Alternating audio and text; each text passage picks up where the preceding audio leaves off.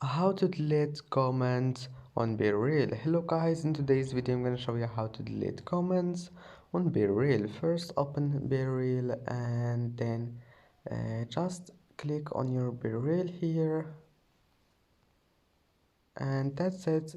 And now let's go to comments.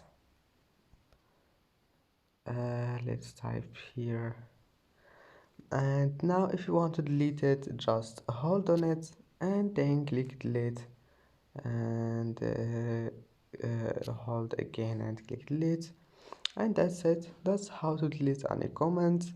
It's easy, and I hope that can help you. And that's it for today's video. If you like this video, please don't forget to like and don't forget to subscribe, and thank you for watching this video until the end, and see you in the next video.